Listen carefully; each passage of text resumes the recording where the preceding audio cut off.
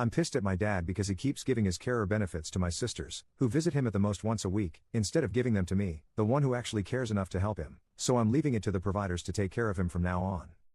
I, 26M, have two sisters, 18 and 23, from the same mom and dad, 50s. When I was 16 my parents went through a messy divorce which resulted in my sisters staying with my mom, and I stayed with my dad. My dad is disabled and has been unable to work due to a long list of medical issues since I was 16. He has kidney failure and is currently on dialysis while waiting for a transplant. This has meant that I have been looking after him in a variety of caretaker ways for a decade now. Throughout this time his contact with my two sisters has been minimal. He has in the past allowed my eldest sister to claim benefits that she was not entitled to by claiming to be a carer for my father amongst others. She has at no point in her life provided care for my dad. This caused many fights between my dad and I as I felt he was allowing her to commit fraud just so he could feel like he was helping her. I was recently contacted by his doctor who told me that my dad was no longer on the transplant list to receive the kidney transplant he needs. Apparently his health is now so poor that they don't know for sure if he'll survive general anesthetic for the op. I was told that a major factor for this was his poor diet which was exacerbating his existing health issues.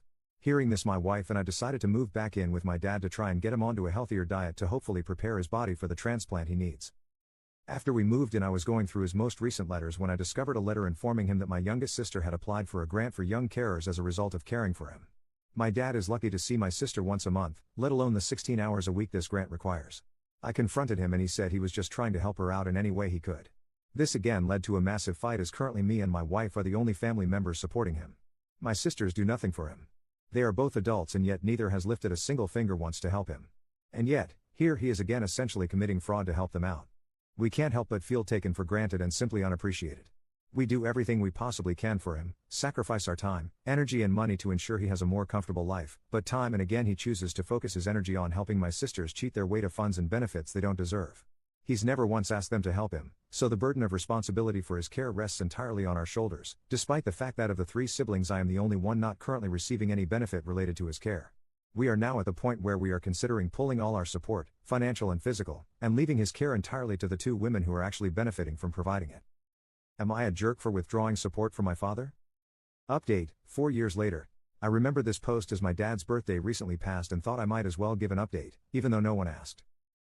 In January 2023, my father passed away from complete kidney failure. It wasn't a surprise to me, his health had been in decline, and a transplant wasn't going to happen. The rest of the family, though, were shocked. The last time he spoke to anyone, I showed him the 7-week scan of my now 2-year-old son, his first and only grandchild. We'd rushed to get the earliest scan we could, knowing he didn't have much time. My son looked like a seahorse tadpole. He cried when I showed him, and we had a short talk about fatherhood before exhaustion took over. He fell asleep and never woke up. I asked him not to tell anyone since we were still early and didn't want to jinx it. He said, "I'll take it to the grave," and passed away 3 days later. He kept his word. I think seeing the scan and having that moment made him die happy. As for my sisters, they never changed. I let it go. I knew I couldn't change my dad and he was on borrowed time. For his birthday that year, we rented a canal boat since he'd always wanted one. He crashed it almost immediately. They gave him less and less consideration, ignoring him completely on what turned out to be his last birthday. No visit, no call, not even a text. He was devastated and reduced contact with them, though he never stopped helping them financially. When they found out he was dying, they rushed to his side and stayed until he passed. But like before, it was too little, too late. He was already unconscious. They hadn't shown urgency when he was first admitted, only showing up when I told them he had chosen to end life support.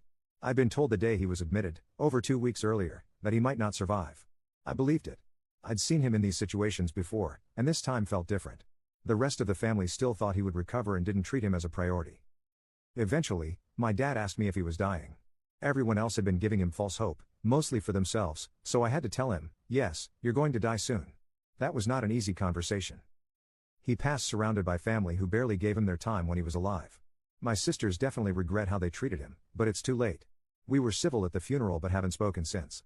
I scattered my share of his ashes at the end of the canal he never got to see. My sisters turned theirs into jewelry. I miss him every day, especially as his grandson looks so much like him.